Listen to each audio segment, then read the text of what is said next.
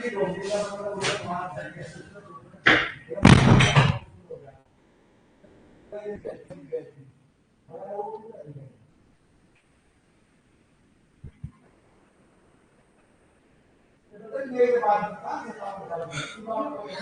Good evening everyone. My name is Kiran Kuhar और मैं हूं आपकी पेपर 2 यूजीसी नेट ज्योग्राफी की ट्रेनर।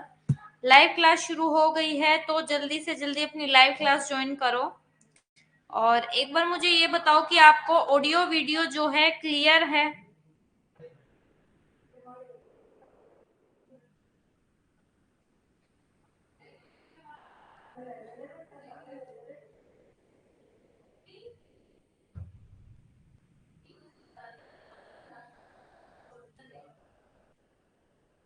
जल्दी से बताओ बेटे जो आपको। ओके, गुड इवनिंग अभिषेक। 2 मिनट वेट कर लेते हैं ताकि बाकी बच्चे भी ज्वाइन कर ले, उसके बाद जो सेशन है वो शुरू करते हैं।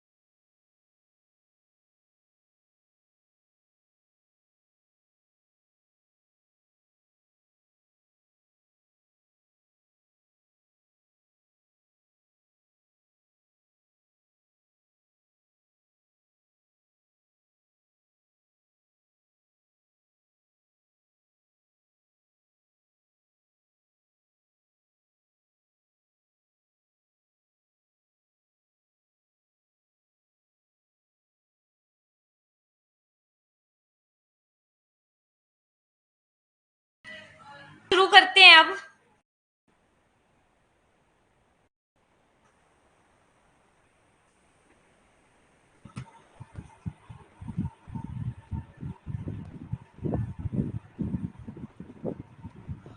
अच्छा, कल हमने जो है ना कांट का हम पढ़ रहे थे, कांट के थॉट, है ना, कांट के बारे में पढ़ रहे थे।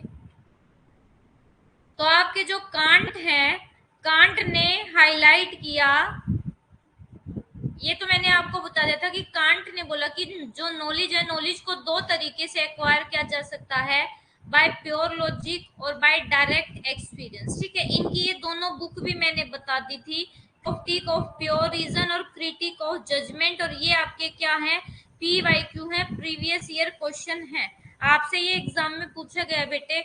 और ये ऐसे भी याद रखना, anthropology from pragmatic point of view.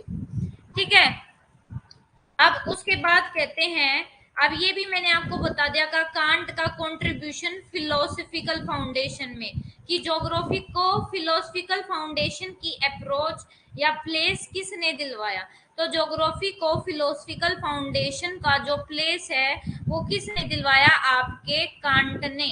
ठीक है, ये कहते हैं आपका ज्योग्राफी जो है वो किसकी स्टडी करती है, ज्योग्राफी स्टडी फिनोमिना, ठीक है, side by side on earth surface and is therefore predominantly a chorological. बेटे एक वर्ड है आपका कोरोलॉजिकल और एक है आपका क्रोनोलॉजिकल।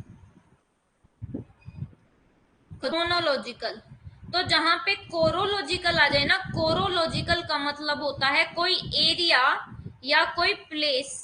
ठीक है, और आपका क्रोनो का मतलब है आपका टाइम। तो आपका जो हिस्ट्री है, हिस्ट्री में हम क्या पढ़ते हैं, टाइम को पढ़ते हैं, और ज्योग्राफी में हम किसको पढ़ते हैं, किसी एरिया को पढ़ते हैं। और हिस्ट्री कहते हैं, history on the other hand study phenomena which are arrange in sequence, यानी कि जो टाइम पीरियड में हो। आपका जो हिस्ट्री है, हिस्ट्री आपको टाइम का बताता है कि उस टाइम पे ये हुआ, तो ये आपका हिस्ट्री किससे रिलेटेड है? क्रोनोलॉजिकल साइंस से। ठीक है, तो आपके कांट ने ये पॉइंट आउट किया कि जो दोनों हिस्ट्री है, यानी कि both history and geography are essentially descriptive in approach. दोनों कैसे हैं? डिस्क्रिप्टिव अप्रोच है दोनों की। History being a description in time dimension, whereas geography is description in a space dimension। यानी कि आपको जो हिस्ट्री है, हिस्ट्री टाइम के बारे में बताती है, वही जो ज्योग्राफी है वो आपको स्पेस के बारे में बताती है। ठीक है, उसके बाद देखो ये इंपॉर्टेंट है, हार्ट शोन की बुक, वैसे तो अभी करवाऊंगी, हार्ट शोन की बुक है आपकी नेचर ऑफ ज्योग्राफी। ठीक है, तो नेचर ऑफ ज्योग्राफी में हार्ट शोन ने भी अपनी जो बुक है उसमें ये लाइन को फॉलो किया था। कांट का जो मेनली इंटरेस्ट है वो फिजिकल ज्योग्राफी में रहा है। ठीक है, और जो कांट की फिजिकल ज्योग्राफी है उसमें इसने political, commercial, theological, regional geography को भी इंक्लूड किया है। ठीक है, और कांट की जो फिजिकल ज्योग्राफी है वो क्या है? पर्पस एंड इन कंटेंट, यानी कि वो एक पर्पस के लिए भी यूज किया जाता है और उसमें कंटेंट भी है।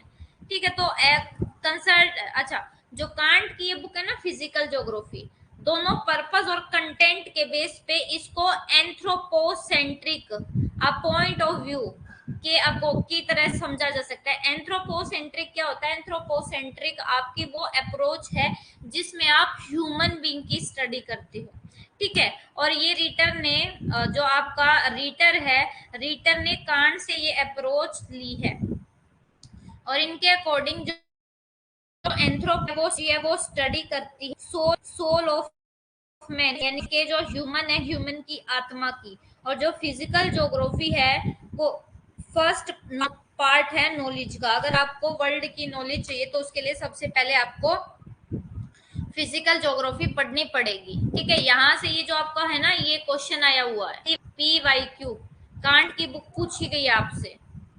आप देखो, ये जो आपकी कांट की बुक है ना जो शुरू में बताई थी, general natural history of the heavens, general history of nature and heavens 1755 में, इसमें कांट ने अपनी हाइपोथेसिस दी थी। याद रखना, गैसियस हाइपोथेसिस किसने दी? आपके कांट ने। कब दी है?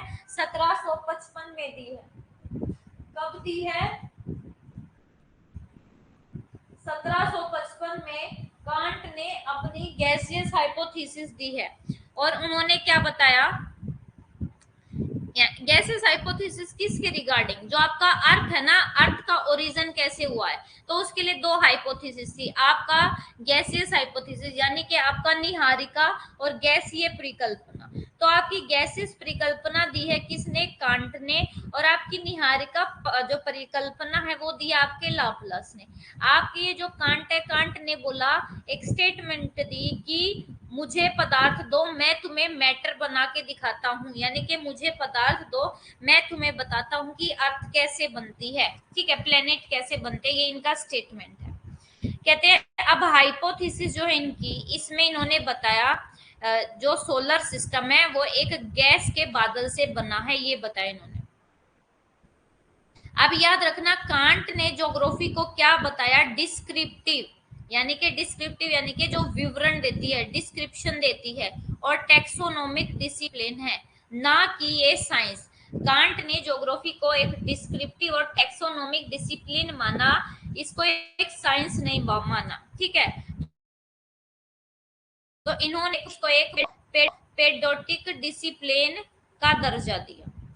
उसके बाद हमने देखो, कांट ने एक वर्ड यूज किया, कोरोग्राफिक, जिसका मतलब क्या होता है? डिस्क्रिप्टिव टू डिस्क्राइब ज्योग्राफी, यानी कि ज्योग्राफी को सिर्फ डिस्क्राइब करना। ठीक है, डिस्क्रिप्शन, ज्योग्राफी का विवरण, कोरोग्राफिक का मतलब। ठीक है, उसके बाद आपसे ना ये पूछा जाता है कि कोरोग्राफी का जो कंसेप्ट है वो किसने दिया है? कोरोग्राफिक का कंसेप्ट तो आप कांट लगाओगे, लेकिन अगर आपसे पूछा जाता है, ये PYQ है आपका, कोरोलॉजी का कंसेप्ट किसने दिया है? तो कोरोलॉजी का कंसेप्ट दिया है आपके हेटनर ने। हेटनर ने इस कोरोग्राफिक को कोरोलॉजिक में चेंज कर लिया है, जिसका मतलब है which refer to explanation rather than description, यानी कि देखो आपके जो कांट है, कांट ने तो सिर्फ ये मतलब बताया कि ज्योग्राफी का मतलब होता है कि सिर्फ डिस्क्राइब कर देना, बता देना, ठीक है। लेकिन आपके जो हेटनर है, हेटनर ने कोरोग्राफी की जगह कोरोलॉजी वर्ड यूज किया और उन्होंने बोला कि कोरोलॉजी का मतलब है एक्सप्लेन करना, ना कि सिर्फ डिस्क्राइब करना, ठीक है। अच्छा, अब आपका जो वेरेनियस और कांट का जो पीरियड है, उसके पीरियड को क्या बोला जाता है? Classical period of modern geographical thought. अगर आपसे पूछा जाए कि classical period of modern geographical thought किसका बोला जाता है, तो आपके वेरेनियस और कांट को। अगर वेरेनियस और कांट ऑप्शन में नहीं है तो पहले तो आप चूज करोगे बेटे हमबोल्ट और रेटर। अगर ऑप्शन में हमबोल्ट रेटर नहीं है तो आप कांट और वेरेनियस चूज करोगे। अच्छा, अब आपके ये जो है कांट, ये 12 फरवरी 1804 को इनकी डेथ हो गई थी।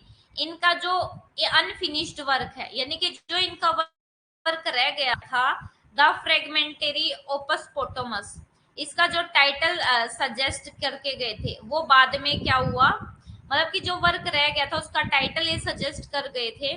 उसके बाद कहते हैं कांट वाज नॉट, कांट एक सिर्फ फिलोसफर नहीं थे, बट उनका बहुत गहरा कंट्रीब्यूशन है एस्ट्रोनॉमी में, जियोलॉजी में, ज्योग्राफी में।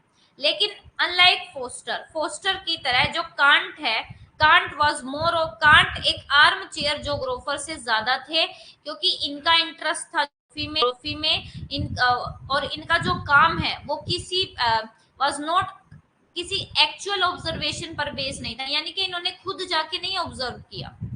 और इमैनुअल कांट को फादर ऑफ एक्सेप्शनलिज्म कहा जाता है, PYQ। आपसे पूछा गया है कि फादर ऑफ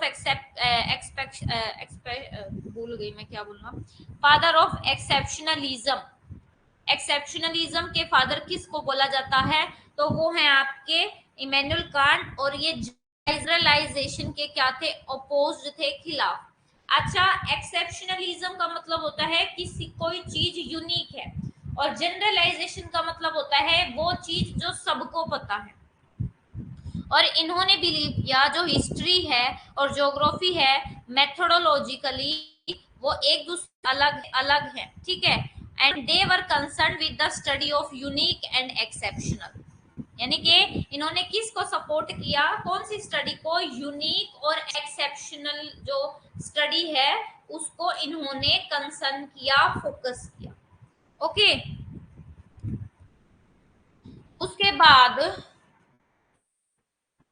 अकॉर्डिंग टू, अब इनकी ये बुक है एनक्विंडू, 1757 में लिखी थी, the earth can be studied and interpreted. अब ये एनक्विंडूइंग जो इनकी बुक है ना, इसके 5 पार्ट हैं। सबसे पहला है मैथमेटिकल ज्योग्राफी, यानी कि इसमें इन्होंने जो आपका सोलर सिस्टम की पोजीशन के बारे में बताया, इन्होंने डिफरेंट शेप, साइज, किसकी, अर्थ के ऊपर जो डिफरेंट डिफरेंट शेप है, साइज है, फॉर्म्स है, इन सब के बारे में बताया। फिर है आपका मोरल ज्योग्राफी। मोरल ज्योग्राफी क्या होता है, जिसमें कस्टम यानी कि आपके रीति रिवाज, आपका ट्रेडिशन, इन सब के बारे में बताया इन्होंने। फिर है पॉलिटिकल ज्योग्राफी। पॉलिटिकल ज्योग्राफी में इन्होंने जो पॉलिटिकल यूनिट्स है इन सब का बताया। उसके बाद इन्होंने कमर्शियल ज्योग्राफी के बारे में बताया। कमर्शियल ज्योग्राफी, कमर्शियल ज्योग्राफी में ये बताया कि भाई क्यों एक कंट्री को दूसरी कंट्री पे डिपेंड होना चाहता है, जैसे हम एक्सपोर्ट इंपोर्ट करते हैं, क्योंकि एक कंट्री में क्या है, सफिशिएंसी है, एक में डेफिशिएंट है यानी कि घाटा है। उसके बाद है आपका थियोलॉजिकल ज्योग्राफी। थियोलॉजिकल ज्योग्राफी का मतलब है which try to analyse the changes theological, यानी कि थियोलॉजी पता है क्या होता है, थियोलॉजी का मतलब होता है ईश्वरवाद, यानी कि थियोलॉजी को सपोर्ट करने वाले है ना, किसको मानते हैं, थियोलॉजी में भगवान को माना जाता है, यानी कि जो भी आपका अर्थ पे है, या अर्थ को भी हमारे भगवान ने बनाया है, हमारे अर्थ के कार्य, भूकंप आ रहे, इन सब में भगवान का हाथ है, सब भगवान कर रहे हैं, ठीक है, ये होता है थियोलॉजी। थियोलॉजी यानी कि ईश्वरवाद, सिर्फ गॉड ने ही सब कुछ बनाया है, गॉड ने ही सब कुछ क्रिएट किया है। तो ये 5 बुक आपकी एन क्विंटोइन के क्या है, पार्ट है। फर्स्ट पार्ट है आपका, कौन सा है फर्स्ट पार्ट है मैथमेटिकल, सेकंड है मोरल, थर्ड है पॉलिटिकल, फोर्थ है कमर्शियल और फिफ्थ है थियोलॉजिकल। ठीक है। अब आपका हिस्ट्री और जो ज्योग्राफी है उसमें क्या रिलेशनशिप बताया। देखो जो कांट है ना, कांट ने कंसीडर किया कि जो ज्योग्राफी है ना वो हिस्ट्री से पुरानी है। क्यों? देखो बेटे, क्योंकि आपका अर्थ पे ये चीजें तो पहले से भी हो रही थी। ठीक है, आपके पर्वत पहले भी थे, मतलब पहले से बनना शुरू हो गए थे, नदियां भी पहले से बनना शुरू हो गई थी, लेकिन ह्यूमन बीइंग बाद में आए हैं। ठीक है, और हिस्ट्री को किसने शुरू किया? हिस्ट्री को पढ़ना ही शुरू किया टाइम के अकॉर्डिंग आपके ह्यूमन बीइंग ने। हमने ही टाइम में डिवाइड किया है कि उस टाइम ये हुआ, उस टाइम ये हुआ, उस टाइम ये हुआ, लेकिन किसी भी टाइम कुछ हुआ वो एरिया तो वहां पे पहले ही था ना। तो इसलिए आपकी ज्योग्राफी पुरानी है, हिस्ट्री नहीं है, because geography has been there in all the time, क्योंकि आपकी ज्योग्राफी हमेशा से रही है। जब मैन एग्जिस्ट भी नहीं करता था अर्थ पे, तब भी हमारी ज्योग्राफी जो है अर्थ पे रही है। Even then natural activities were active, has geography has got the basis of history. तो हिस्ट्री का बेस ही क्या है? ज्योग्राफी, क्योंकि पहले ज्योग्राफी थी, ज्योग्राफी के बाद आपकी हिस्ट्री आई है। और आपके जो कांट है, कांट एक फेमस फिलोसफिकल ज्योग्राफर है अपने समय के, जिन्होंने किसको इंपॉर्टेंस दी? Give importance to the explanation of disparate factor. ठीक है, उन्होंने डिफरेंट डिफरेंट जो फैक्टर है उनको इन्होंने क्या दी? एक्सप्लेनेशन दी, उसके बारे उसको इंपॉर्टेंस दी। और can't was not a great traveller, वो बहुत ज्यादा घूमते नहीं थे। उन्होंने जितना भी काम किया है ना, उनका जो ज्योग्राफिकल थिंकिंग है वो इंपीरिकल नहीं है बेटे। उन्होंने अपने एक्सपेरिमेंट के बेस पे कुछ नहीं दिया, ना कोई ऑब्जर्वेशन किया, उन्होंने बस जो दूसरों की बुक थी उससे देख के काम कर दिया। इसलिए फोस्टर ने इनको क्या बोला है? Arm chair geographer. अब ये स्टेटमेंट है और ये तीनों की तीनों स्टेटमेंट PYQ है। ये स्टेटमेंट किसकी है? आपकी कांट की। फर्स्ट है geography has been there all the time and it is the basis of history.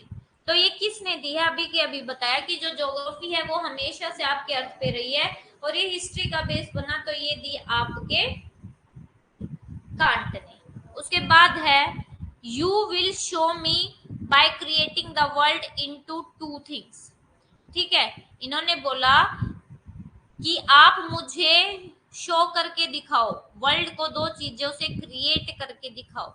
उसके बाद ये इनकी famous third statement, give me matter, मुझे पदार्थ दो and I will show you the matter, और मैं आपको दिखाऊंगा कि कैसे हमारा मैटर बनता है, कैसे हमारी पृथ्वी बनती है। तो ये तीनों की तीनों जो स्टेटमेंट है ये आपके कांट की है। अब कांट का हमारा देखो, हमने प्री क्लासिकल पीरियड पढ़ लिया ना, pre classical period. Pre classical period में आपने पीटर एपियन पढ़ा, पीटर एपियन के बाद आपका सेबेस्टियन मंस्टर पढ़ा, सेबेस्टियन मंस्टर के बाद आपका फिलाइप क्लूवेरियस पढ़ा, फिलाइप क्लूवेरियस के बाद आपने मर्केटर पढ़ा, मर्केटर के बाद आपने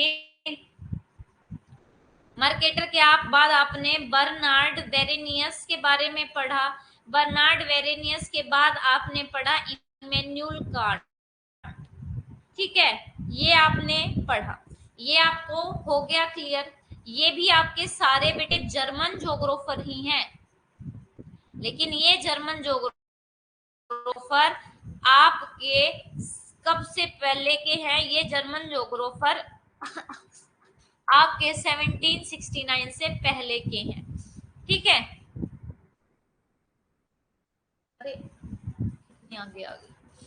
आ गया समझ? आप पहले पढ़ लेते हैं। अब हमारा classical period of modern geography. देखो जो classical period of modern geography है ना, वो क्लासिकल पीरियड जो नया काल है मॉडर्न ज्योग्राफी का, जो मॉडर्न एरा, वो किसके पीरियड को माना जाता है? जर्मनी में हम्बोल्ट, रिटर और रेटजेल के जो टाइम पीरियड है उसको क्लासिकल पीरियड बोला जाता है। और आपके मॉडर्न ज्योग्राफी के जो फाउंडर है, मॉडर्न ज्योग्राफी के फाउंडर है बेटे आपके हम्बोल्ट एंड रेटजेल। ठीक है, ये कहते हैं ज्योग्राफी में देखो आपका जो 18 सेंचुरी के एंड में यानी कि 1770 से पहले है ना, आपकी ज्योग्राफी को कोई साइंटिफिक रोल नहीं था, यानी कि ज्योग्राफी में कोई आपका एक्सपेरिमेंट करके स्टडी नहीं की जाती थी, ना कोई ऑब्जर्वेशन की जाती थी, बस देख लिया करके बता दे, उसको प्रैक्टिकली करके नहीं देखा। लेकिन आपका 1789 यानी कि 18 सेंचुरी के जो लास्ट दशक हैं 1770 से आपकी जो ज्योग्राफी है, ज्योग्राफी में साइंटिफिक डेवलपमेंट जो है वो शुरू हो गई। ठीक है, लेकिन जो रियल साइंटिफिक है ज्योग्राफी की वो 19 सेंचुरी में ही शुरू हुई। मतलब कि आपका जो फाउंडेशन है, एक स्टोन आपने पैदा कर दिया 18 सेंचुरी के लास्ट में, लेकिन रियल जो आपका डेवलपमेंट है वो 19 सेंचुरी में ही शुरू हुआ। ठीक है, इस टाइम पे आपकी बहुत सारी ज्योग्राफिकल रिसर्च, आपका आर्टिकल, टेक्स्ट जर्मनी के ये क्या हुए, ये क्या हुए, ये साइंटिफिक ज्योग्राफी इन्होंने एक बेस प्रोवाइड किया। ठीक है, तो यहाँ से आपकी मॉडर्न ज्योग्राफी की शुरुआत होती है। और जो क्रेडिट है, the credit of developing geography, scientific way में ज्योग्राफी को डेवलप करने का जो क्रेडिट जाता है वो तीन मेजर ज्योग्राफर को जाता है बेटा, दैट इज जर्मनी, जर्मनी के हैं ये तीनों। First is Humboldt, second is Ritter and third is Ratzel. ठीक है, इनका जो क्लासिकल ज्योग्राफिकल वर्क है, इनके जो आर्टिकल है, इन्होंने ज्योग्राफी को पिलर प्रोवाइड करे हैं। ओके, उसके बाद है आपके सबसे पहले अलेक्जेंडर वॉन हम्बोल्ट।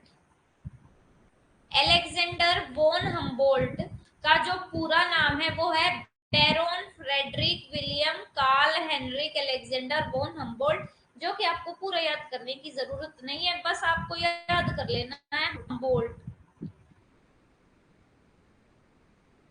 ठीक है, इनका बर्थ याद रखें कि 1769 1859 तक ये क्या है, जीए हैं। 1769 में पैदा हुए, 1859 में ये इनकी डेथ हो गई। ठीक है, अच्छा अब हम्बोल्ट की जो बुक है बेटे, ये इनकी फेमस बुक है कोस्मोस। ये एन हटा देना यहां से, एन बाय मिस्टेकली है, कोसमोस। कोस्मोस बुक किसकी है, आपके हम्बोल्ट की है। ठीक है,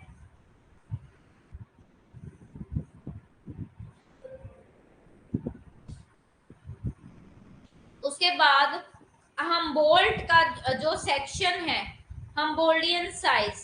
ठीक है, उसके बाद कहते हैं लुइस अगासिस जो है ना वो फेमस स्टूडेंट है, डिसिप्ली का मतलब आपके हम्बोल्ट के स्टूडेंट है।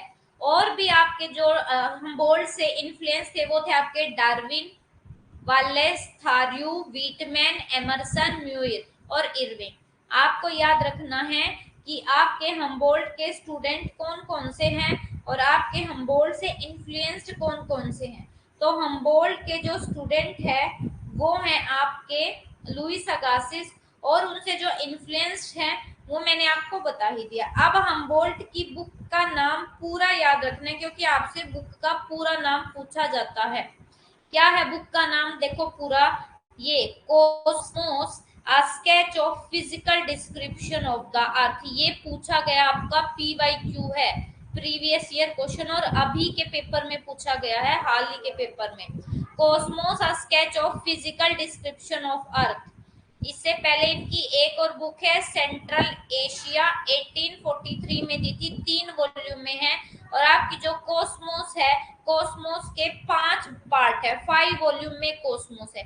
मेन बुक इनकी कोस्मोस है, ये आपको याद रखनी है। कोस्मोस का पूरा नाम क्या है, Cosmos a sketch of physical description of earth. उसके बाद कहते हैं Humboldt early studies were in botany. अच्छा, हम्बोल्ट की शुरुआती स्टडी किस किस में की? हम्बोल्ट ने अपनी बोटनी में करी, जियोफिजिक्स में स्टडी करी। ठीक है, Humboldt personality is great in. अच्छा, क्लासिकल जो ज्योग्राफी थी, क्लासिकल ज्योग्राफी में हम्बोल्ट की पर्सनैलिटी क्या थी? बहुत बड़ी थी।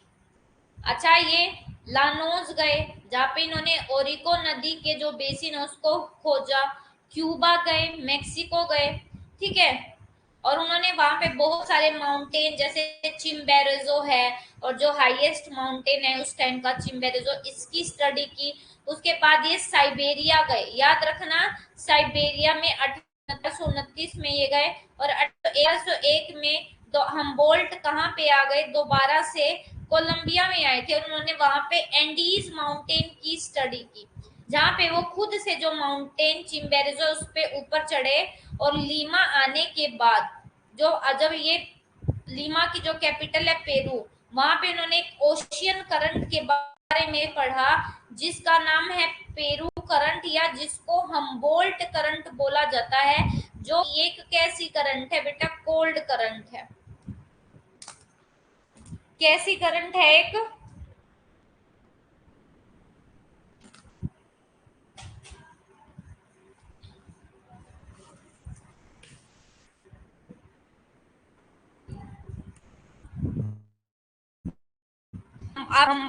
आपकी कैसी करंट है? एक कोल्ड करंट है।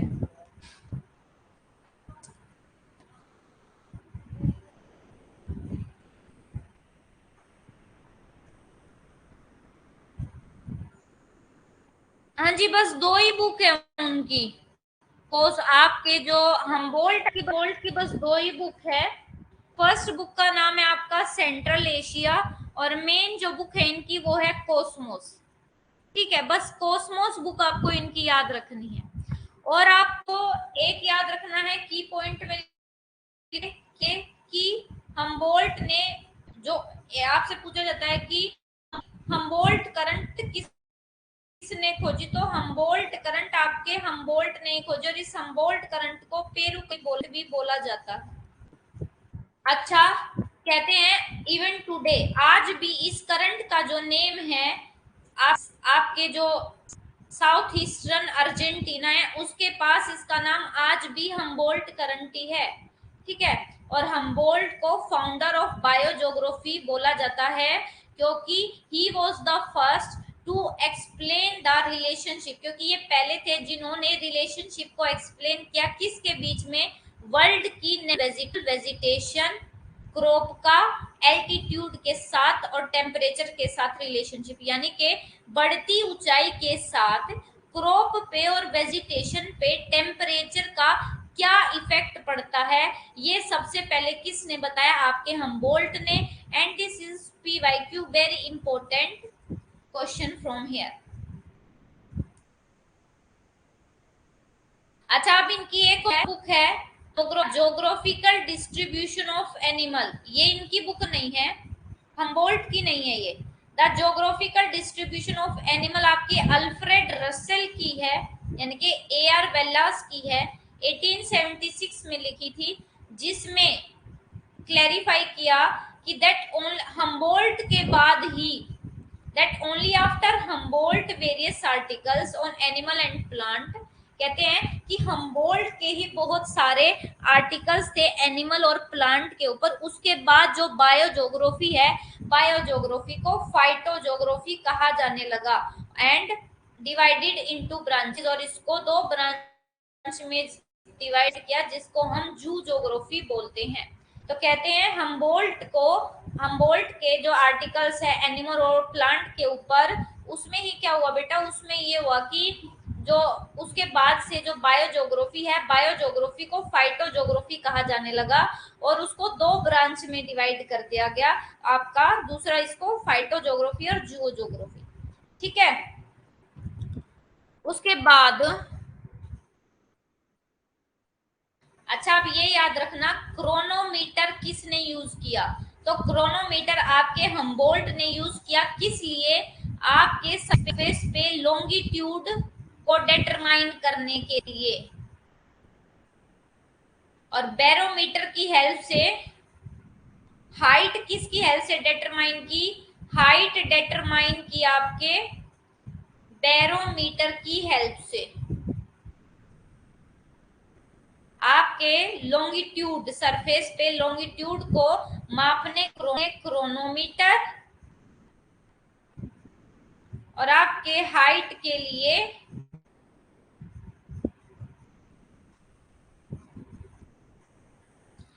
ठीक है। अच्छा, आप यहां से बेटे ये PYQ बता रही, जो इंपॉर्टेंट है आपके लिए। हम्बोल्ट ने टर्म यूज की है आइसोथर और परमाफ्रोस्ट, ये आपके पेपर में पूछे गए हैं, PYQ लिख लेना यहाँ पे। हम्बोल्ट ने टर्म यूज करी है आइसोथर, परमाफ्रोस्ट। सबसे पहले परमाफ्रोस्ट कैसा एरिया होता है, ऐसा एरिया जहां पे हमेशा बर्फ जमी रहती है। इसके अलावा हम्बोल्ट ने है ना क्लाइमेटोलॉजी जो वर्ड है, क्लाइमेटोलॉजी वर्ड भी आपके किसने यूज किया है, हम्बोल्ट ने यूज किया है। Good evening Ajay. उसके बाद कहते हैं इसके अलावा इन्होंने कंसेप्ट दिया है वन स्पिरिट वन लाइफ का कंसेप्ट। हिंदी में वन स्पिरिट वन लाइफ यानी कि एक भावना एक जीवन, और दूसरा है बहुलता में एकता। दूसरा जो है वो क्या है, यूनिटी इन मल्टीसिपिलिटी। दो कंसेप्ट दिए हैं, ठीक है। नो फैक्ट ऑफ ज्योग्राफी, अच्छा इनके आंखों से कोई भी ज्योग्राफी का जो फैक्ट है वो छूटा नहीं। और हम्बोल्ट एक डेटरमिनिस्टिक थिंकर है, याद रखना, डेटरमिनिस्टिक थिंकर यानी कि जो एनवायरनमेंट को क्या मानते हैं, सुपीरियर, और ह्यूमन को एनवायरनमेंट मानते हैं गुलाम यानी कि स्लेव। ओके। अच्छा, अब इनके 7 कंसेप्ट्स याद रखना, इन्होंने कौन से 7 कंसेप्ट दिए एग्जाम में पूछे जाते हैं। The concept of earth surface as home of man, दो पहले भी बता दिए हैं। यूनिटी इन मल्टीसिपिलिटी, एक तो बताया मैंने, यूनिटी इन मल्टीसिपिलिटी यानी कि बहुलता में एकता, और दूसरा है एक भावना एक जीवन यानी कि वन स्पिरिट वन लाइफ, और तीसरा है ये the concept of earth surface as home of man. फिर है आपका science of spatial distribution of world. फिर है general geography is physical geography, यानी कि इन्होंने बोला सामान्य भूगोल ही भौतिक भूगोल है। उसके बाद बोला ज्योग्राफी स्टडी ऑफ रिलेशंस, यानी कि ज्योग्राफी रिलेशन की स्टडी करती है। उसके बाद comprehension of world phenomena, heterogeneity of phenomena, और यूनिटी ऑफ नेचर। ठीक है, ये आपके कंसेप्ट हैं हम्बोल्ट के। अब हम्बोल्ट ने क्या क्या मेथोडोलॉजी की, सबसे पहले यूज की एम्पेरिकल मेथड। अच्छा, एम्पेरिकल मेथड का मतलब बेटे ये है कि जो हम्बोल्ट है ना, हम्बोल्ट ने अपनी सारी जो ऑब्जर्वेशन है वो घूम घूम कर हर फील्ड में जाकर इकट्ठी करी है, उस पे एक्सपेरिमेंट किया है, ऑब्जर्व किया, उस पे एक्सपेरिमेंट किया, ठीक है, और नए नए इंस्ट्रूमेंट भी इन्होंने खोजे। फिर सिस्टेमेटिक स्टडी क्या है, आप याद रखना, ये PYQ है। फादर ऑफ सिस्टेमेटिक ज्योग्राफी तो वो है आपके हम्बोल्ट। हम्बोल्ट ने जो मेथोडोलॉजी यूज की थी उसमें सिस्टेमेटिक मेथोडोलॉजी आपके किसकी है, हम्बोल्ट की। यानी कि फर्स्ट है अनुभवंजय विधि और सेकंड है व्यवस्थित विधि। आपके व्यवस्थित विधि में वर्गीकरण को महत्व देने के लिए भौतिक विज्ञान आदि प्राकृतिक विज्ञानों की तरह भूगोल के व्यवस्थित अध्ययन पर जोर दिया गया। अच्छा, इसमें पता है क्या है, सिस्टेमेटिक ज्योग्राफी में हम क्या करते हैं, एक सिस्टम के अकॉर्डिंग स्टडी करते हैं। जैसे ये आपका अर्थ है, इस अर्थ पे आपके ये 7 कॉन्टिनेंट है, तो हम सबसे पहले क्या करेंगे, सारे कॉन्टिनेंट्स को देखेंगे कि कितने कॉन्टिनेंट है, 7 कॉन्टिनेंट्स है। फिर इसमें से एक कॉन्टिनेंट उठाया, आप उठा लिया कॉन्टिनेंट एशिया। इस एशिया में जितने भी रीजन है वहां पे हर जगह क्या देखी, पहले मैंने हर जगह रेनफॉल की स्टडी की, फिर मैंने पूरे एशिया के टेम्परेचर की स्टडी की, फिर मैंने पूरे एशिया के वाटर रिसोर्स की स्टडी की, रेनफॉल की स्टडी की, ह्यूमिडिटी की, ठीक है, ठीक है। तो ये होता है आपका सिस्टेमेटिक स्टडी, यानी मैं एक ही फील्ड को बिल्कुल एक सिस्टम से पढ़ रही हूँ। उसके बाद है तुलनात्मक, यानी कि कंपैरेटिव मेथड यूज किया इन्होंने। इन्होंने जो अपने कंक्लूजन निकाले वो कंपेयर ऑब्जर्वेशन को, दो ऑब्जर्वेशन को कंपेयर करके एग्जाम्पल और फैक्ट के साथ। एब्सोल्यूट प्रिसीजन यानी कि इन्होंने ये मेथड भी यूज किया। एब्सोल्यूट यानी कि इन्होंने अपनी स्टडी में एक्यूरेसी के लिए, हर प्रोसेस में एक्यूरेसी लाने के लिए एब्सोल्यूट मेथड यूज किया। कार्टोग्राफिक मेथड यूज किया, ठीक है। इन्होंने मैप बनाए, डायग्राम बनाए। अब उसके बाद है, ये याद रखना, ये भी आपका PYQ है कि हमबोल्ट ने कोस्मोग्राफी वर्ड किया है ज्योग्राफी में, और इस कोस्मोग्राफी को दो वर्ड में डिवाइड किया है, that is यूरेनोग्राफी and geography. Hindi में भी देख लो, कोस्मोग्राफी शब्द का यूज किया और इसको यूरेनोग्राफी और ज्योग्राफी नामक दो भागों में डिवाइड किया। और यूरेनोग्राफी में किसकी स्टडी करता है? एस्ट्रोनॉमिकल, यानी कि आपके जो स्पेस है ना, स्पेस में जो जो बॉडी आपका अर्थ है, मून है, सन है, सारी सिलेस्टिकल बॉडी की, यानी कि जिसके अंतर्गत ब्रह्मांड के खगोलीय पिंडों का अध्ययन किया जाता है। दूसरी ओर ज्योग्राफी, ज्योग्राफी में आपने जो आपका अर्थ है, अर्थ पे जो जो स्थल भाग है, इन सब के बारे में पढ़ा, ठीक है। अब इन्होंने वर्ड यूज किया बेटा क्लाइमेटोलॉजी, ये आपका PYQ है। आपसे पूछा गया है कि आपका क्लाइमेटोलॉजी वर्ड किसने यूज किया, तो क्लाइमेटोलॉजी वर्ड यूज किया है आपके हमबोल्ट ने, ठीक है। और हमबोल्ट ने कौन से मेथड को सपोर्ट किया है? इंडक्टिव मेथड को। अब अगर किसी को इंडक्टिव मेथड नहीं पता ना, तो मैंने अच्छे से इंडक्टिव मेथड को समझाया हुआ है, ठीक है। और इन्होंने नेचर को एक ऑर्गेनिक होल माना, ठीक है। नेचर को क्या माना? एक जैविक समग्रता के रूप में माना, जिसमें सभी जीवी अंतर संबंध है, यानी कि सब जीव क्या है? एक दूसरे से रिलेटेड हैं, ठीक है। जिसमें आपके लिविंग बीइंग और नॉन लिविंग एक दूसरे से रिलेटेड हैं, ठीक है। और इस रिलेशन को, इस सिम्बायोटिक रिलेशन को, ये जो एक दूसरे से अंतर संबंधित है, इसके लिए इन्होंने एक वर्ड यूज किया, जुशामन गैंग। जुशामन गैंग का मतलब है कि आपके लिविंग बीइंग और नॉन लिविंग बीइंग एक दूसरे से क्या है? रिलेटेड है, ठीक है। अब आपके नेक्स्ट है बेटा कार्ल रीटर। आ गया समझ में? हम अब है आपके कार्ल रीटर। हमबोल्ट के ही कंटेम्परेरी है, समकालीन है, यानी कि उनके साथ साथ ही है। बस आपको यहाँ पे याद रखें, दोनों की डेथ 1859 में हुई, लेकिन आपके जो हमबोल्ट है, हमबोल्ट पैदा हुए 1769 में, लेकिन कार्ल रीटर पैदा हुए आपके 1779 में, बस ये डिफरेंस है। बाकी दोनों की डेथ का पीरियड 1859 है। और 1859 में एक और चीज हुई थी, कनेक्ट करके पढ़ो आपका। 1859 में ओरिजिन ऑफ स्पीसीज नामक बुक छपी थी। ओरिजिन ऑफ स्पीसीज नामक बुक छपी थी, किसने दी थी वो? आपके बताओ, आप मेरे को बताओगे ओरिजिन ऑफ स्पीसीज किसने दी?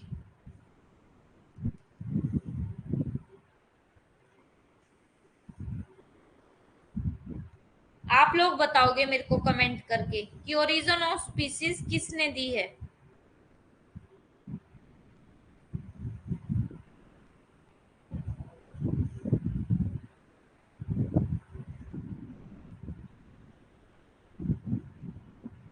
हाँ जी बिल्कुल, चार्ल्स डार्विन ने आपकी ओरिजिन ऑफ स्पीसीज दी है, ठीक है।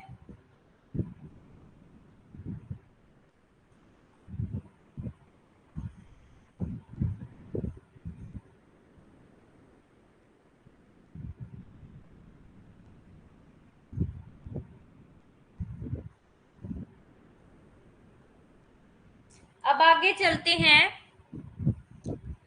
कि जो रीटर है, रीटर का भी एक इम्पोर्टेंट प्लेस है, एक इम्पोर्टेंट रोल है आपके मॉडर्न एरा में ज्योग्राफी के में, ठीक है। अब 1807 में रीटर हमबोल्ट से, ठीक है। पहले रीटर का इंटरेस्ट नहीं था ज्योग्राफी में, लेकिन जब रीटर हमबोल्ट से मिले 1807 में, तो रीटर का भी ज्योग्राफी में जो इंटरेस्ट है वो शुरू हुआ, ग्रू हुआ, यानी कि ग्रो हुआ। उसके बाद इन्होंने अपनी जो स्टडी है यूरोप की, रीजनल स्टडी की इन्होंने, और इन्होंने एक बुक लिखी सबसे पहले, ज्योग्राफी ऑफ यूरोप। 2 वॉल्यूम में ये बुक छपी, ठीक है। हालांकि इनकी मेन बुक जिसके लिए जाने जाते हैं बेटे वो है अर्धकुंडे।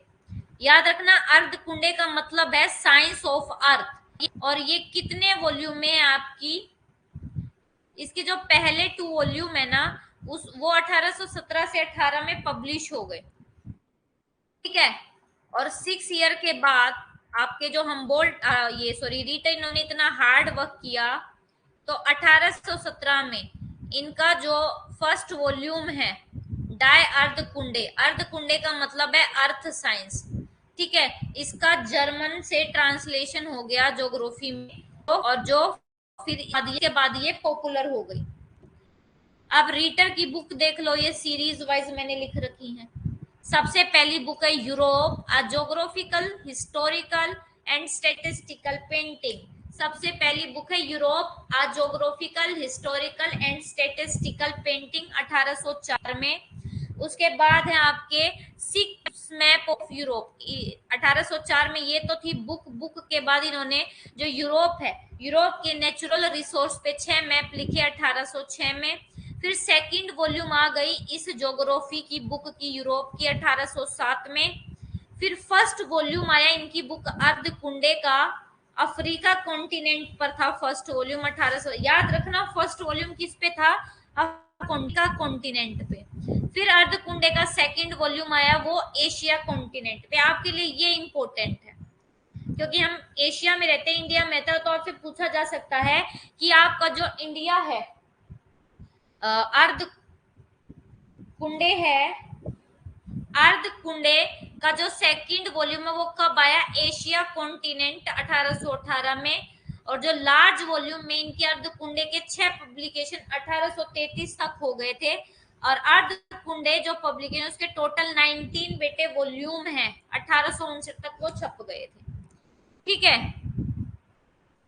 अच्छा अब देखो, बहुत सारी सिमिलैरिटी होने के बाद, यानी कि हमबोल्ट और रीटर में बहुत सारी सिमिलैरिटी होने के बावजूद भी आपका जो रीटर है ना, रीटर के व्यू हमबोल्ट से अलग थे बहुत सारे वे में, ठीक है। आपका जो हमबोल्ट है वो बिलीव करते थे ऑन रीजन डिस्कोर्स, यानी कि जो आपके हमबोल्ट है ना, हमबोल्ट जो आपकी मान्यताएं थी, लॉजिक थे, उन पे बिलीव करते थे, ठीक है। लेकिन आपके जो ये हैं हमबोल्ट जो है, सॉरी हमबोल्ट आपकी एक्सपेरिमेंट एम्पेरिकल नॉलेज पे बेटा बिलीव करते थे, ठीक है। लेकिन आपके वही रीटर थिस्टिक ऑब्जेक्टिव, यानी कि किस में बिलीव करते थे, ये थियोलॉजी में बिलीव करते थे। ये देखो यहाँ पे ये बोलते हैं कि जैसे एक बॉडी किसके लिए बनाई जाती है, जैसे एक बॉडी के लिए जैसे एक बॉडी आत्मा के लिए बनाई जाती है, वैसे ही अर्थ बनाया गया है ह्यूमन रेस के लिए, ठीक है। तो इन्होंने क्या बोला कि आपका ये दिव्य शक्ति में बिलीव करते थे कि ये ना आपकी जो अर्थ बनाई है ना, अर्थ भगवान ने बनाई है और एक पर्पस के लिए बनाई है, इन्होंने ये बोला, ठीक है। उसके बाद ये किस मेथड को फेवर करते हैं, डिडक्टिव मेथड को ये फेवर करते हैं। और जो रीटर हैं, रीटर खुद से कोई सर्वेयर नहीं है, यानी कि इन्होंने कहीं पे जाके सर्वे नहीं किया है, इसलिए इनको क्या बोला जाता है, आर्म चेयर जोग्राफर। देखो आपका एक पहले भी वर्ड यूज किया है जो कि मैंने क्लियर किया था। अगर आपसे पूछा जाए arm chair geographer, arm chair geographer में अगर आपका कांट भी ऑप्शन है और रीटर भी ऑप्शन है तो आप लगाओगे रीटर, ठीक है, कांट नहीं लगाओगे, क्योंकि कांट सिर्फ एक ही जोग्राफर के अकॉर्डिंग आर्म चेयर जोग्राफर था, वो था फोस्टर। बाकी सभी जो जोग्राफर हैं उन सब के अकॉर्डिंग जो आर्म चेयर जोग्राफर है वो थे आपके रीटर, ठीक है।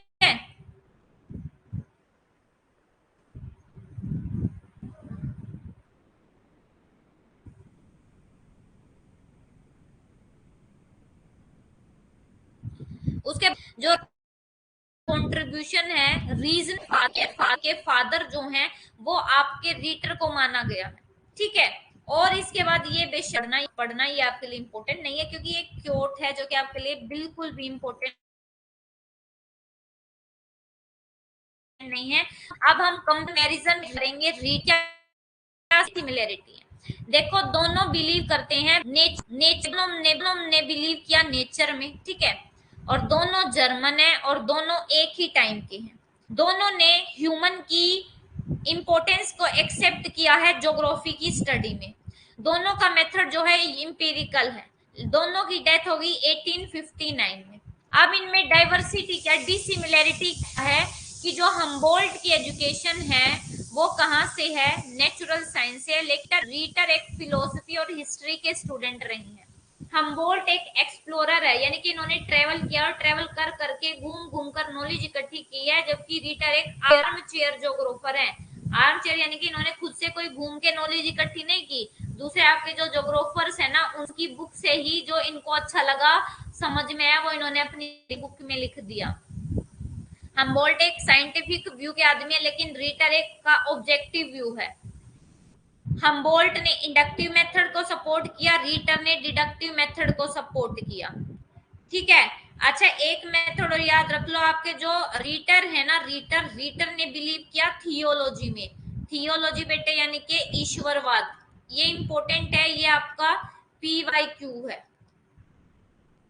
हम्बोल्ट ने ईश्वरवाद को सपोर्ट किया।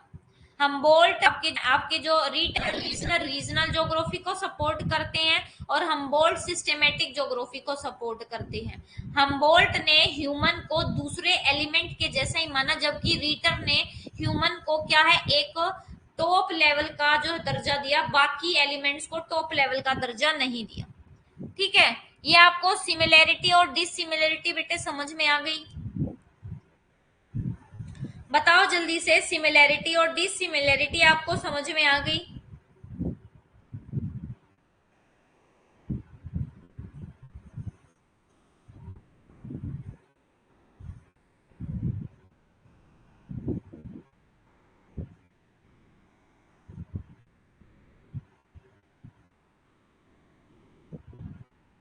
बताओ फिर आगे चलते हैं।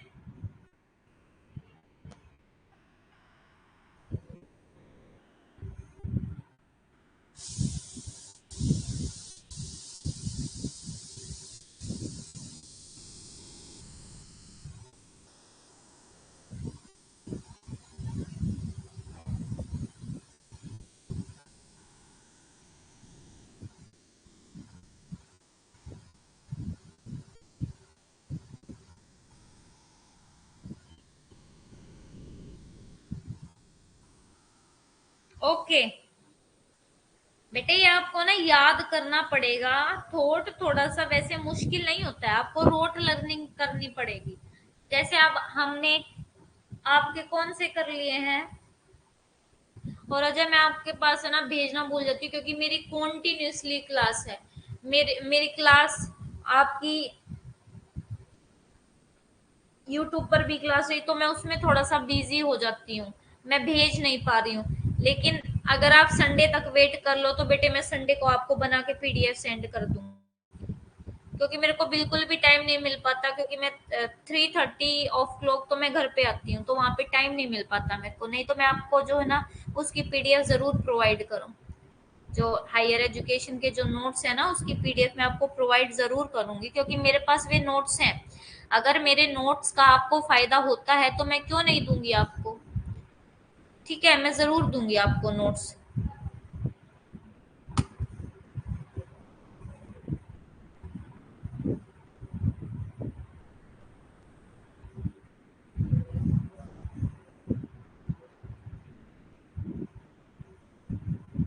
ठीक है,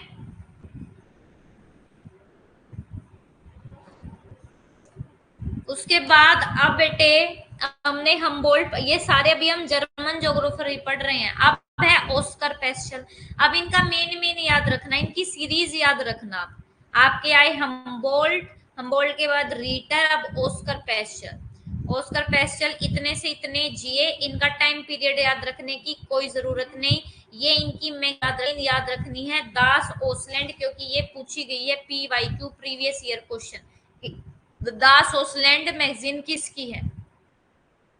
उसके बाद ये देखो, ये 5 बुक इन्होंने दी है, ठीक है, देखो आज तक इन पांचों की पांचों बुक में से ना पूछी नहीं गई है, बट फिर भी देखो जैसे जैसे पेपर का पैटर्न बढ़ रहा है तो अब वो डीप बुक पूछ सकते हैं, तो आपको याद रखनी है, बार बार नजर निकालना। The age of discovery, history of geography, new problem डेर वर्गलिन चेंडन अर्धकुंडे, फिजिकल अर्धकुंडे, roles of man and its geographical distribution. ठीक है, ये आपको, ये बुक है आपके ऑस्कर पेस्टल की। अब ऑस्कर पेस्टल की देखो, ये हिंदी मत देखना। इन्होंने बोला ह्यूमन जो स्पीसीज और ह्यूमन जो कल्चर है उसकी स्टडी होगी वोल्गर कुंडे। वोल्कर कुंडे आपसे पूछ सकते हैं कि वोल्कर कुंडे जो वर्ड है वो किसने यूज किया, तो वोल्कर कुंडे आपका ऑस्कर पेस्टल। उसके बाद इनके जो आइडिया थे वो डार्विन से, जब तक डार्विन की बुक नहीं आई थी ना उससे पहले इनके आइडिया क्या कर रहे थे, डोमिनेंट कर रहे थे, यानी कि सब पे राज कर रहे थे।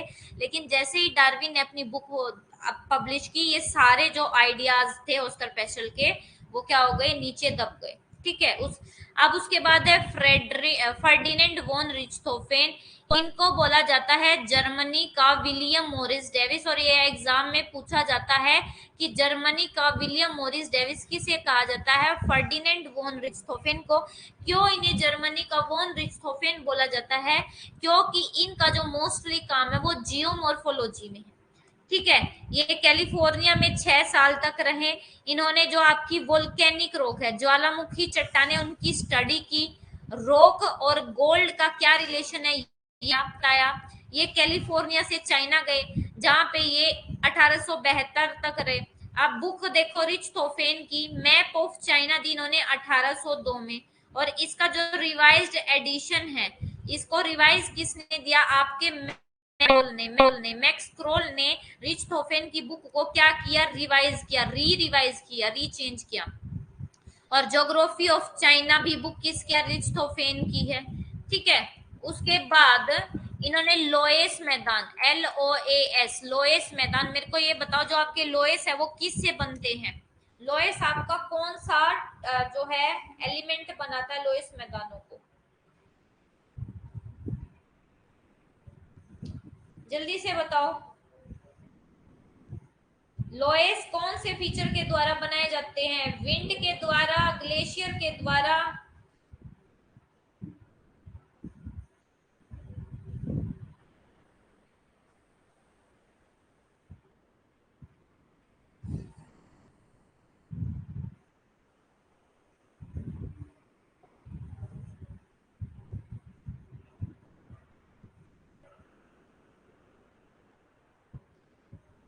हाँ जी बिल्कुल, विंड के द्वारा बनाया जाता है। Very good. अब जैसे जैसे क्वेश्चन के रिप्लाई दे रहे हो ना, तो इससे अच्छा लग रहा है मेरे को कि आपकी रिवीजन बहुत अच्छी चल रही है, ऐसे ही चलती रहे।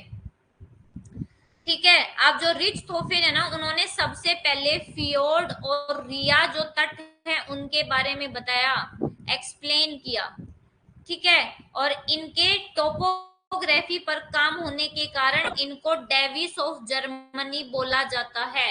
तो क्या बताओगे, आपका जर्मनी क्या, डेविस, विलियम मॉरिस डेविस किसको बोला जाता है, फर्डिनेंड वॉन रिchthofen को। जितना बताया है उतना ही बुक में लिखोगे, उतना ही नोट्स में याद करोगे। उसके बाद है आपके अब बेटे फ्रेडरिक रेटजेल। ठीक है, 1 मिनट रुको।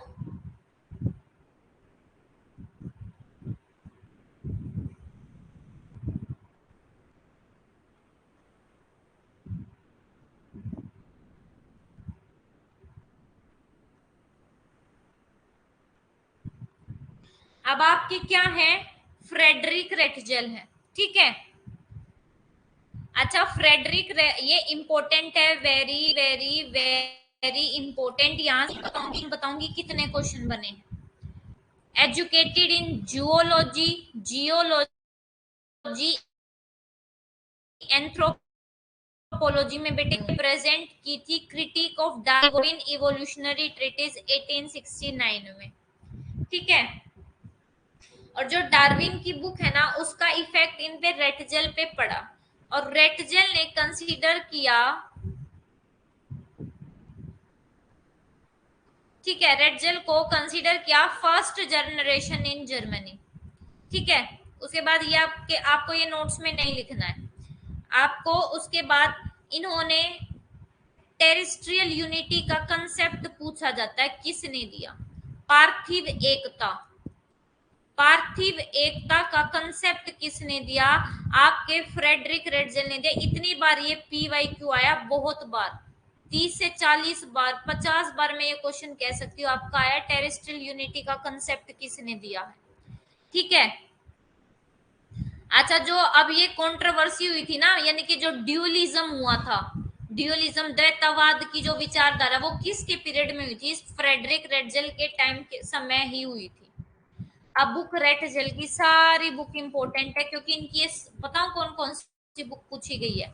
पॉलिटिशियाई ज्योग्राफी पूछी गई है आपकी, ये बुक पूछी गई है, an introduction to application of geography to history, 2021 के और 2022 के दोनों के पेपरों में, दोनों के पेपर में ये बुक पूछी गई है। ठीक है, the an introduction to the application of geography to history. ठीक है, और ये anthropogeography very very important book है, इनकी पूछी गई है। ये तीनों बुक तो जो मैंने हाईलाइट की है ना, ये आपके PY प्रीवियस ईयर क्वेश्चन है जो कि पूछी गई हैं, इंपॉर्टेंट है। और ये दूसरी बुक है the geographical distribution of mankind, ये आपकी 4 बुक बताई, an introduction to application of geography to history, the geographical distribution of mankind, पॉलिटिशियाई ज्योग्राफी जिसको पॉलिटिकल ज्योग्राफी भी बोला जाता है, और एंथ्रोपोज्योग्राफी, ये किसकी? आपके रेटजेल की बुक है, जो कि आपको ये 4 की 4 बुक याद ही रखनी है। और जो ये हिस्ट्री ऑफ मैनकाइंड है ना आपका, इसका जर्मन नेम है वोल्कर कुंडे और इंग्लिश नेम है ये। ठीक है बेटे, ये बहुत इंपॉर्टेंट बुक है, एक भी मत छोड़ना, इनको बार बार लिख लिख कर देखना, चाहे देख कर लिख लेना, लेकिन डेली लिखना ताकि याद हो जाए। ठीक है, अच्छा, रेटजेल को क्या बोला जाता है? Father of human geography. अब इनकी ये जो बुक है ना, एंथ्रोपोजोग्राफी, एंथ्रोपोसेंट्रिक व्यू का मतलब क्या होता है? मानव केंद्रित विचारधारा, यानी कि जिसमें मानव पर, ह्यूमन बींग्स पर फोकस किया जाता है, उसको बोला जाता है एंथ्रोपोसेंट्रिक व्यू। एंथ्रोपोजोग्राफी बुक इनकी ही है, इसलिए इनको फादर ऑफ ह्यूमन ज्योग्राफी भी बोला जाता है। ठीक है,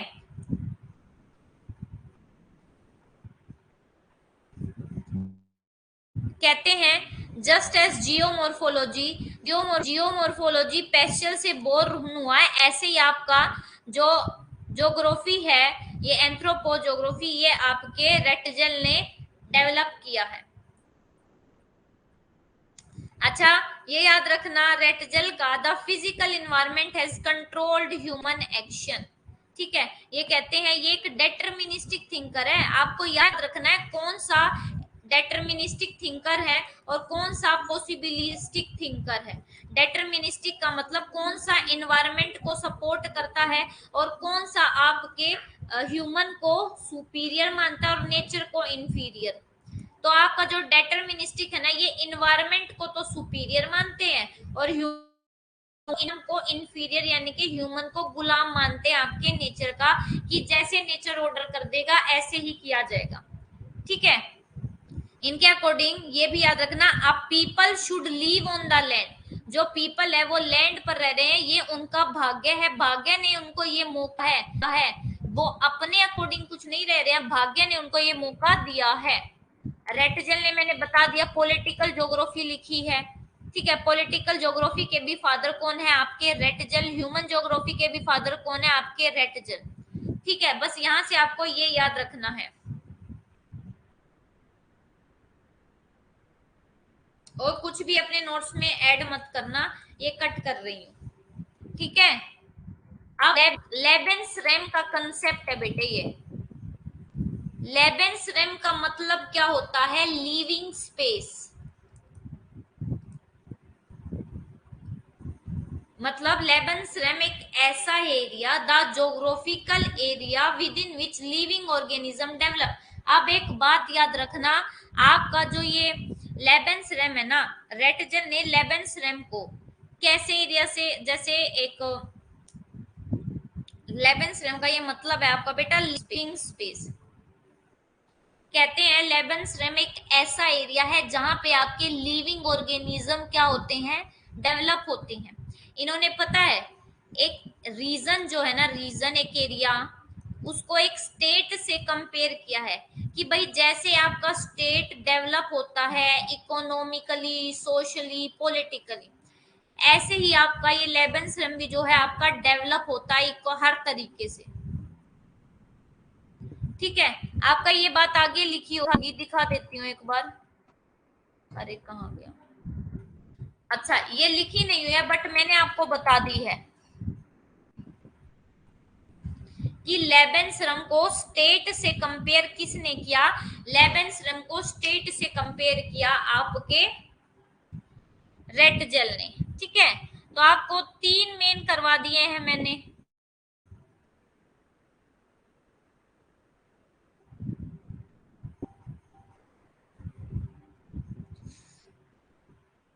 तीन मेन करवा दिए हैं। ठीक है, कौन कौन से, आपका जर्मन जोग्राफर कल कंप्लीट हो जाएगा, फ्रेंच जोग्राफर हो जाएगा और ब्रिटिश जोग्राफर हो जाएगा। बस अमेरिकन जोग्राफर रह जाएगा और लास्ट के वे टॉपिक रह जाएंगे जो कि परसों तक कंप्लीट हो जाएंगे, 20 तारीख तक सिलेबस कंप्लीट हो जाएगा आपका थॉट का भी। फिर हम एनवायरनमेंट शुरू करेंगे, 3 दिन में कोशिश करेंगे एनवायरनमेंट को कंप्लीट करने की। ठीक है बेटे, यहाँ तक कोई भी डाउट, किसी को भी कुछ समझ में नहीं आया हो तो बता दो।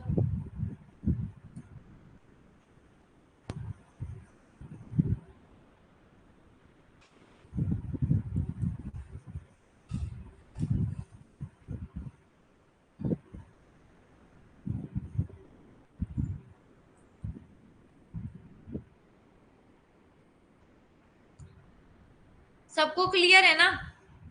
ये आपका यहाँ पे समझाने का कुछ नहीं है, यहाँ पे बस आपको रटने का है, रोट लर्निंग है थॉट। जैसे हिस्ट्री को रटते थे ना पहले 11th-12th में, ऐसे यहाँ पे अब ये थॉट को रटना, क्योंकि थॉट एक तरीके से हिस्ट्री सब्जेक्ट ही पढ़ रहे हो आप। ठीक है, तो मिलते हैं अब कल। आज आपकी एक ही क्लास हुई है बट संडे को हम 3 क्लास कर लेंगे। ओके बेटा,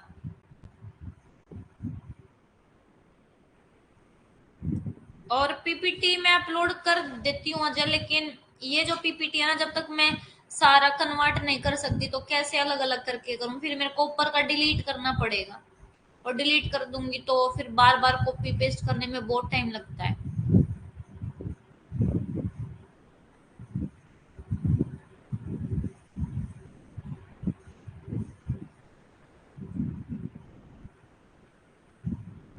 तुम लोगों ने लाइब्रेरी ज्वाइन कर रखी है या घर पे ही पढ़ते हो?